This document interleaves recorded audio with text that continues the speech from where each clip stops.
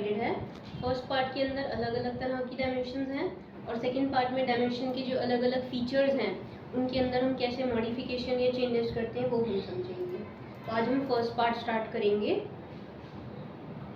उससे पहले मैं आपको डायमेंशन के कुछ फीचर्स के बारे में समझा देती हूँ। एक तो हमें डायमेंशंस जो है ना एनोटेट में मिलती हैं, जो एनोटेट का टैब है इसके अंदर ये सारी डायमेंशन की ऑप्शंस हैं। तो डायमेंशन के फीचर्स के बारे में समझ लेते हैं। जिन लाइंस को मैंने रेड कलर प्रोवाइड किया है वो डायमेंशन लाइंस हैं, जिन्हें मैंने येलो कलर प्रोवाइड किया है वो एक्सटेंशन लाइंस हैं, और जिन्हें मैंने ग्रीन कलर प्रोवाइड किया है वो डायमेंशन टेक्स्ट है। इनके बेसिस पे हम अपनी सारी डायमेंशन अप्लाई करेंगे। तो सबसे पहली ऑप्शन है इसमें लीनियर डायमेंशन। लीनियर के लिए शॉर्टकट है DLI। लीनियर की हेल्प से हम स्ट्रेट लाइंस की डायमेंशनिंग कर सकते हैं, मे बी हॉरिजॉन्टल या फिर वर्टिकल। तो मैंने यहाँ से लिया linear. Specify first extension line origin, मैंने पहला पॉइंट पिक किया। सेकेंड एक्सटेंशन लाइन ओरिजिन, दूसरा पॉइंट पिक किया, डायमेंशन आ गई। अब ये डायमेंशन ऊपर नीचे ड्रैग कर रही है, मूव कर रही है। आप जहाँ पे भी क्लिक कर देंगे वहाँ पे ये अप्लाई हो जाएगी। एक तो ये तरीका है। दूसरा तरीका है कि जैसे मैंने लीनियर लिया तो एक तो आपसे पूछता है फर्स्ट पॉइंट, ये ब्रैकेट में एक सेलेक्ट ऑब्जेक्ट की ऑप्शन है, इसके लिए हम एंटर करेंगे। ये आपसे पूछेगा सेलेक्ट ऑब्जेक्ट टू डायमेंशन। मैंने ऑब्जेक्ट सेलेक्ट करके क्लिक किया तो भी इसकी डायमेंशन अप्लाई हो जाती है। अब इसमें ऑप्शंस भी आती हैं। जैसे मैंने इसको सेलेक्ट किया, यहाँ लिखा आ रहा है 8.46। मुझे सपोज यहाँ पे 8.5 सेंटीमीटर लिखना था। एम टेक्स्ट के लिए एंटर किया, ये हाईलाइट हो गया, मैंने इसे डिलीट कर दिया। फिर यहाँ पे जो भी कुछ लिखना था वो मैंने लिख दिया। फर्दर अगर कुछ चेंजेस करने हैं तो आप इसे ड्रैग करके सेलेक्ट करो। मैंने सपोज इसका कलर बदल दिया, इसको आप अंडरलाइन कर लो, ओवरलाइन कर लो, बीच में लाइन ले लो, इसका फॉन्ट स्टाइल बदल दो, इसकी हाइट बदल दो। ये सब करके क्लिक करेंगे वही चीज़ यहाँ पे लिखी हुई आ जाएगी। बट जो मैंने चेंजेस किए हैं ना वो सिर्फ विजिबल चेंजेस हैं। एक्चुअली में अगर हम इसकी डायमेंशन देखेंगे तो सेम वही है जो पहले था। तो बेसिकली इन वाली ऑप्शंस का यूज़ हम तब करते हैं जब हम कोई ड्राइंग बनाते हैं नॉट टू द स्केल। दो तरह की ड्राइंग्स होती हैं, to the scale and not to the scale drawing. तो ये जो चेंजेस हैं ये हम not to the scale drawing में करते हैं। तो ये थी इसमें एम टेक्स्ट की ऑप्शन। फिर से मैंने लिया लीनियर, इसको सेलेक्ट करा। नेक्स्ट ऑप्शन इसमें टेक्स्ट की है। टेक्स्ट के लिए हम T एंटर करेंगे। टेक्स्ट की हेल्प से आप सिर्फ इसकी वैल्यू में चेंजेस कर सकते हैं।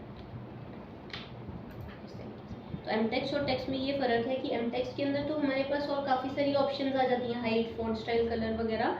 बट टेक्स्ट की हेल्प से आप सिर्फ इसकी वैल्यू में चेंजेस कर सकते हैं। फिर से मैंने ले लिया लीनियर, इसको सेलेक्ट करा। नेक्स्ट ऑप्शन इसमें एंगल की है। मैंने A एंटर किया, आपसे एंगल पूछेगा, मैंने एक एंगल दिया एंटर और क्लिक किया तो ये चीज़ एंगल पे आ जाती है। एक इसमें हॉरिजॉन्टल और वर्टिकल की ऑप्शन है। हॉरिजॉन्टल और वर्टिकल की ऑप्शन का यूज़ हम तब करते हैं जब हम लीनियर लेके एंड दो डायगोनल पॉइंट्स पिक करते हैं। तो ये आपको हॉरिजॉन्टल और वर्टिकल दोनों डायमेंशन दिखाता है। अगर आपको सिर्फ हॉरिजॉन्टल चाहिए तो हमने H एंटर किया, अब देखो ये सिर्फ हॉरिजॉन्टली जा रहा है, वर्टिकली नहीं मूव कर रहा। ऐसे ही अगर आपको वर्टिकल चाहिए तो मैंने V एंटर किया, अब देखो ये सिर्फ वर्टिकली जा रहा है, हॉरिजॉन्टली नहीं मूव कर रहा। और एक लास्ट ऑप्शन इसमें रोटेटेड की है। जैसे मैंने लीनियर लिया और इसको सेलेक्ट करा, रोटेटेड के लिए R एंटर, अगेन ये आपसे एंगल पूछेगा, मैंने एक एंगल देके क्लिक किया तो ये एंगल के केस में टेक्स्ट एंगल पे आता है, लेकिन रोटेटेड के केस में जो एक्सटेंशन लाइंस होती हैं वो एंगल पे आ जाती है। तो ये ऑप्शन है इसमें लीनियर डायमेंशन। नेक्स्ट है इसमें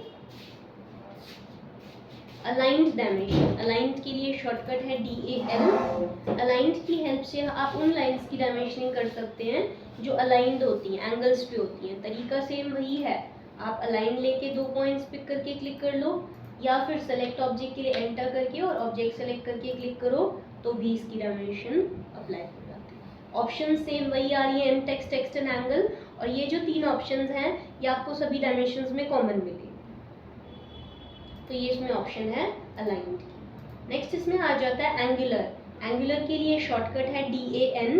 एंगुलर की हेल्प से आप किसी भी दो ऑब्जेक्ट्स के बीच का एंगल जान सकते हैं। तो आपने एंगुलर लिया, select first line, select second line, तो एंगल आ गया, इधर का सारे एंगल्स दिखा रहा है। आप जहाँ पे भी क्लिक करेंगे वहाँ पर ये अप्लाई हो जाता है। अभी आपको ये इधर का एंगल दिखा रहा है, पूरा सर्कल 360 डिग्री का होता है, मुझे 360 माइनस 85 जो बाकी का एंगल है वो जानना है। तो मैंने क्या किया, मैंने यहाँ से ले लिया एंगुलर। एक तो आपसे पूछता है सेलेक्ट आर्क सर्कल लाइन या स्पेसिफाई वर्टेक्स है, इसके लिए हमने एंटर किया। ये आपसे पूछेगा specify angle vertex. Angle vertex ये होता है जहाँ दो लाइन्स मीट करती हैं, first angle and point, second angle and point, और वापस यहाँ पे क्लिक करेंगे तो हमारे पास रिमेनिंग एंगल आ जाता है। तो ये इसमें एंगुलर है। नेक्स्ट है इसमें आर्क लेंथ। आर्क लेंथ के लिए शॉर्टकट है DAR।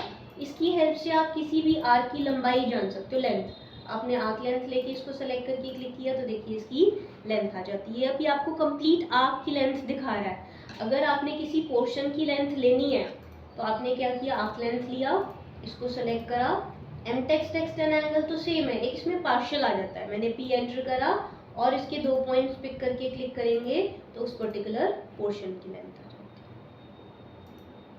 है। नेक्स्ट है इसके अंदर रेडियस। रेडियस के लिए शॉर्टकट है DRA। इसकी हेल्प से आप किसी भी राउंड ऑब्जेक्ट का रेडियस जान सकते हैं। आपने इसको सेलेक्ट करके क्लिक किया तो रेडियस आ जाता है। रेडियस के आगे R लिखा आ जाता है जिससे हमें पता चलता है कि हमें रेडियस शो कर रहा है। एक इसमें आ जाता है जॉग। जॉग के लिए शॉर्टकट है DJO। जॉग की हेल्प से भी आप किसी राउंड ऑब्जेक्ट का रेडियस जान सकते हैं। फर्क इतना है कि रेडियस में ऐसे सिंपल एरो डाल के दिखाता है, बट जब मैं जॉग लेती हूँ तो ये आपसे पूछता है सेलेक्ट आर्क और सर्कल। मैंने सेलेक्ट किया, सेंटर लोकेशन ओवरराइड, मैंने कहीं पे भी पॉइंट पिक किया, dimension line override, dimension line इधर रिमूव कर रही है, एंड जॉग लोकेशन, ये जॉग। तो इसमें भी रेडियस दिखा रहा है, इसमें भी रेडियस दिखा रहा है, बस इसमें सिंपल एरो डाल के दिखा रहा है और इसमें थोड़ा सा स्टाइलिश फॉर्म में दिखा रहा है। तो बेसिकली जॉग का यूज़ हम वहाँ करते हैं जहाँ पे भी हमें कोई प्रेजेंटेशन वगैरह दिखानी होती है। आपने अपना कोई प्रोजेक्ट तैयार किया, उसको प्रेजेंटेबल बनाना है, तो उस केस में आप जॉग का यूज़ करते हैं। काम इसका वही है जो रेडियस का। नेक्स्ट है इसमें डायमीटर। शॉर्टकट है DDI। डायमीटर की हेल्प से आप किसी भी राउंड ऑब्जेक्ट का डाया जान सकते हैं। आपने डायमीटर लिया और इसको सेलेक्ट करके क्लिक करते हैं तो डाया आ जाता है। डाया के आगे 5 का सिंबल लगा आ जाता है। इसमें लिखा है डाया 8.7, मुझे यहाँ पे डाया 9 लिखना था, तो मैंने क्या किया, डायमीटर लिया और इसको सेलेक्ट किया, mtext के लिए एंटर किया, ये हाईलाइट हो गई, मैंने इसे डिलीट कर दिया। अब मुझे यहाँ पे डाया का सिंबल चाहिए, लेकिन कीबोर्ड में तो कहीं पे भी डाया का सिंबल है ही नहीं, तो हम अप्लाई कैसे करेंगे। तो उसके लिए हमारे पास कुछ शॉर्टकट्स हैं। आपको वो शॉर्टकट्स यहाँ पे भी मिलते हैं। जब आप सिंबल पे क्लिक करोगे ना, तो जैसे को डायमीटर है, डायमीटर के लिए आपको टाइप करना पड़ता है %%C, डिग्री के सिंबल के लिए %%D, और प्लस माइनस के लिए %%P, ऐसे करके। तो आप टाइप करके भी ले सकते हो। जैसे अब मुझे वो चाहिए था डायमीटर, तो शिफ्ट के बटन के साथ जब मैं 5 प्रेस करती हूँ तो परसेंट का सिंबल आता है, %%, और मैंने C टाइप करके वैल्यू दी और क्लिक किया तो वही चीज़ यहाँ पे लिखी हुई आ जाती है। तो ये इसमें डायमीटर है %%C, डिग्री के लिए %%D, अंडरलाइन के लिए %%U, ओवरलाइन के लिए %%O, और प्लस माइनस के लिए ऊपर प्लस नीचे माइनस। इसको हम टॉलरेंस कहते हैं। मैकेनिकल में इसका यूज़ होता है, सिविल आर्किटेक्चर में इसका कोई काम नहीं है। तो ऊपर प्लस नीचे माइनस, जिसे हम टॉलरेंस कहते हैं, उसके लिए %%P। तो इस तरीके से हम इनके शॉर्टकट्स यूज़ कर सकते हैं। एक इसमें आ जाता है ऑर्डिनेट। शॉर्टकट है DOR। ऑर्डिनेट से आप स्क्रीन पे किसी भी पोजीशन को लोकेट कर सकते हैं। अगर आप किसी भी पर्टिकुलर पॉइंट की दूरी जानना चाहते हैं कि वो पॉइंट कितनी दूरी पे है ओरिजिन से, ये ओरिजिन होता है जहाँ पे वैल्यू 0 0 आती है, इसके रिस्पेक्ट में अगर आप किसी भी पर्टिकुलर पॉइंट की दूरी जानना चाहते हैं कि वो पॉइंट कितनी दूरी पे है ओरिजिन से, एक्स में और वाई में, तो आप ले लो ऑर्डिनेट, शॉर्टकट DOR। आप पॉइंट पिक करो तो देखो आपको उसकी लोकेशन पता चल जाती है कि ये जो पॉइंट है ये ओरिजिन के रिस्पेक्ट में एक्स में इतनी दूरी पे है, वाई में इतनी दूरी पे है। अगर आपको सिर्फ x की दूरी चाहिए तो ब्रैकेट में x डेटा में मैंने x एंटर किया, इधर उधर टॉगल तो कर रहा है लेकिन वैल्यू सिर्फ x की ही शो कर रहा है। ऐसे ही y डेटा में y एंटर, अगेन इधर उधर टॉगल कर रहा है लेकिन वैल्यू सिर्फ y की ही शो कर रहा है। तो ये इसमें ऑर्डिनल है। एक इसमें आ जाता है बेसलाइन डायमेंशन।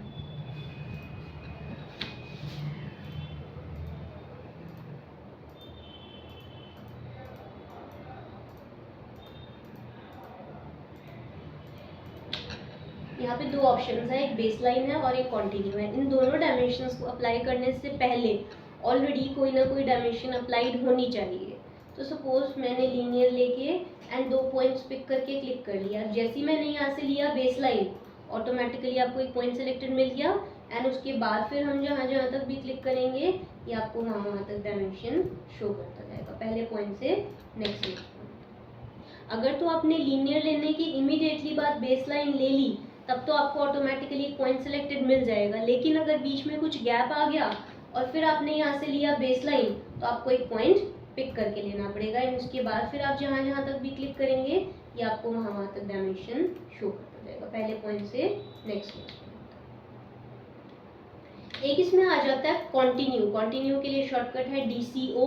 कॉन्टिन्यू में भी वही है कि ऑलरेडी डायमेंशन अप्लाइड होनी चाहिए, तो लीनियर लेके एंड 2 पॉइंट्स पिक करके क्लिक कर लिया।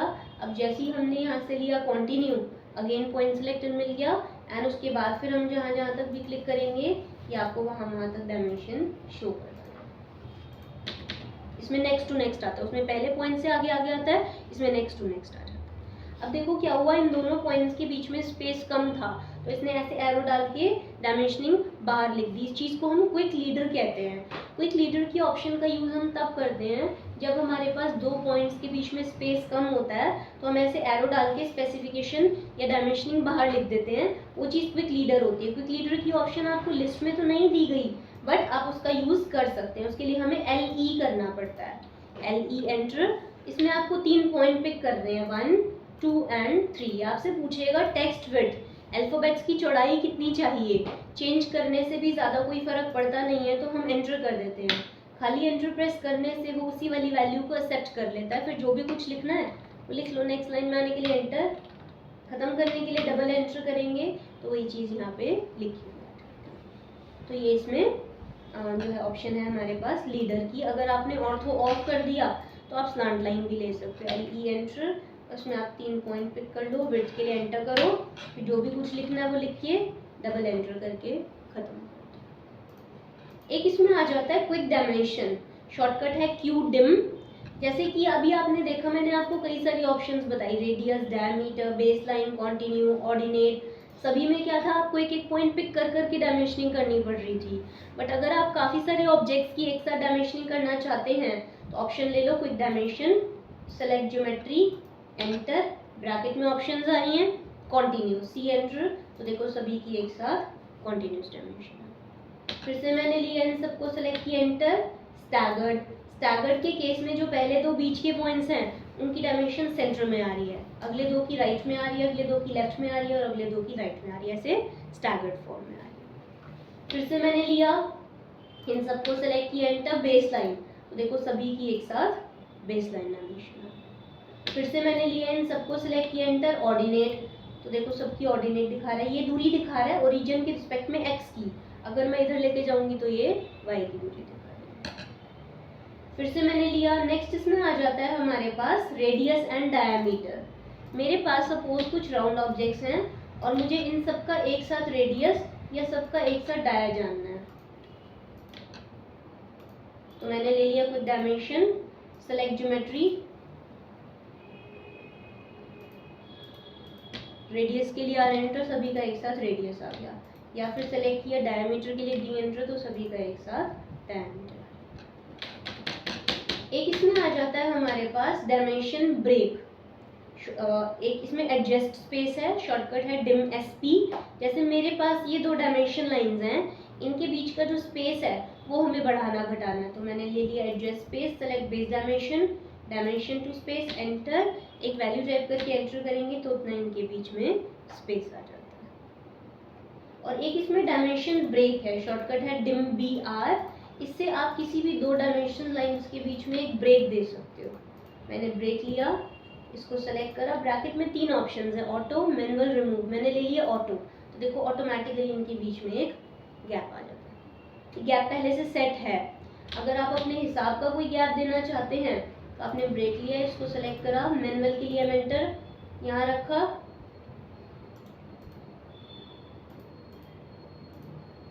यहाँ रखा, एक्सटेंशन से गैप दे दिया, फिर यहाँ रखा, एक्सटेंशन से एक और गैप दे दिया, तो दोनों के बीच में ब्रेक आ जाता है। और इस ब्रेक को हटाना है तो ब्रेक लिया, इसको सेलेक्ट करा, रिमूव के लिए आर एंटर, तो ये गैप ब्रेक रिमूव।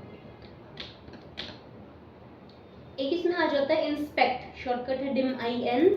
जैसे मैंने कोई डायमेंशनिंग करी, इसके साथ मुझे कुछ टेक्स्ट ऐड ऑन करना है या फिर इसका एक्यूरेसी रेट बताना है कि हमारा काम कितना % एक्यूरेट है, तो हमने ले लिया इंस्पेक्ट, ये बॉक्स खुल जाता है। इसमें आपको कैसे चाहिए, राउंड, एंगुलर, नन, क्या लिखना है लेबल में, कुछ भी जो भी आपने ऐड ऑन करना है, अप्रॉक्स या एज पर साइज या जो भी कुछ ऐड करना है वो आप यहाँ पे लिख लो।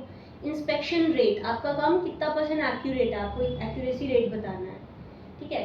ये मैंने राउंड में ले लिया, इसको सेलेक्ट किया, एंटर और ओके कर दिया, तो देखो वही चीज़ यहाँ पे लिखी हुई आ जाती है। फिर आपको चाहिए एंगुलर में, तो आपने एंगुलर लिया, इसको सेलेक्ट किया, एंटर और ओके किया, तो ये एंगल पे आ जाता है। आपको चाहिए ओपन में, तो आप ले लो नन और आपने इसको सेलेक्ट करके एंटर किया और ओके किया, तो ये ओपन। उसके बाद एक इसमें आ जाता है हमारे पास अपडेट, हम आगे करेंगे, डायमेंशन जॉग लीनियर। आपने ये लिया और इसको सेलेक्ट करके क्लिक किया, तो ये जॉग का मार्क आ जाता है। ये बेसिकली कंटिन्यूटी दिखाने के लिए होता है। जैसे आपने कोई लंबी सी पाइपलाइन है, आप उसकी डायमेंशनिंग कर रहे हैं, तो हम बीच में से कट दिखा देते हैं कि आगे तक कंटिन्यू है। एक इसमें आ जाता है जस्टिफिकेशन की ऑप्शंस, लेफ्ट जस्टिफाई, सेलेक्ट किया, सारा टेक्स्ट लेफ्ट में आ गया। राइट जस्टिफाई, सेलेक्ट किया, राइट में आ गया। सेंटर जस्टिफाई, इसको सेलेक्ट किया, सेंटर में आ गया। उसके बाद फिर एंगल ले लिया, इसको सेलेक्ट करके एंगल दिया, तो ये एंगल। अब जैसे हम जब डायमेंशन अप्लाई कर रहे होते थे, उस टाइम पे हमारे पास ब्रैकेट में ये सारी ऑप्शंस आ जाती थी, इनकी हेल्प से हम इसके अंदर चेंजेस कर लेते थे। बट एक बार जब हमने डायमेंशन अप्लाई कर दी, उसके बाद कुछ चेंजेस करने हैं, तो ऑप्शन है डायमेंशन एडिट, शॉर्टकट है DED। ब्रैकेट में ऑप्शंस आई हैं जैसे न्यू, ये हाईलाइट हो गया, मैंने इसे डिलीट कर दिया। फिर जो भी चेंजेस करने थे वो मैंने करे, क्लिक करा और इसको सेलेक्ट करके एंटर किया, तो वही चीज़ यहाँ पे लिखी। फिर से DED एंटर, रोटेट, एंगल पूछेगा, एंगल दिया, एंटर और इसको सेलेक्ट किया, एंगल पे वापस होम पोजीशन पे आने के लिए एंटर सेलेक्ट किया, वापस होम पोजीशन। एक इसमें ऑब्लिक की ऑप्शन है। ऑब्लिक की ऑप्शन का यूज़ हम तब करते हैं जब हम आइसोमेट्रिक में काम करते हैं। सपोज मैंने कोई आइसोमेट्रिक की फिगर बनाई,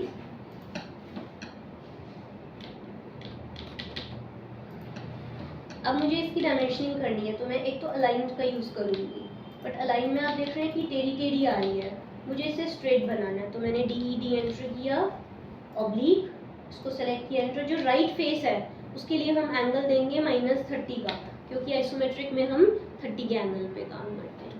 फिर से मैंने ऑब्लिक लिया, इसको सेलेक्ट किया, एंटर, यहाँ पे हम 30 का एंगल दे देंगे। फिर से मैंने ऑब्लिक लिया, इसको सेलेक्ट किया, एंटर, यहाँ पे अगर मैं 30 का एंगल दे देती हूँ तो ऐसे आ जाता है, और अगर ऑब्लिक लेके इसको सेलेक्ट किया, एंटर, -30 का एंगल दिया, तो ये ऐसे आ जाता है। ऑब्लिक आपको यहाँ पे भी मिल जाता है। और एक लास्ट ऑप्शन है इसमें, सेंटर मार्क, शॉर्टकट है DCE। इसकी हेल्प से आप किसी भी राउंड ऑब्जेक्ट का सेंटर मार्क कर सकते हैं। आपने सेंटर मार्क लिया, इसको सेलेक्ट करा, तो इसका सेंटर मार्क हो जाता है। ये एक परमानेंट मार्क है, जब आप प्रिंट आउट निकालेंगे ना, तो उसके अंदर भी आपको ये मार्क शो करेगा। तो आज मैंने आपको ये सारी ऑप्शंस बताई, लीनियर, अलाइंड, आर्कलेंथ, ये सारी डायमेंशन का फर्स्ट पार्ट था, ठीक है। नेक्स्ट क्लास में मैं आपको सेकंड पार्ट बताऊंगी, जिसमें डायमेंशन के जो अलग अलग फीचर्स हैं उनके अंदर हम कैसे मॉडिफिकेशन करते हैं वो हम समझेंगे। तो इसको आप ट्राई करके देखो, डायमेंशन बहुत इंपॉर्टेंट है। जब तक आप किसी ऑब्जेक्ट की डायमेंशनिंग नहीं करते हैं वो इनकम्प्लीट माना जाता है। इसको आप ट्राई करो, फिर आगे करते हैं।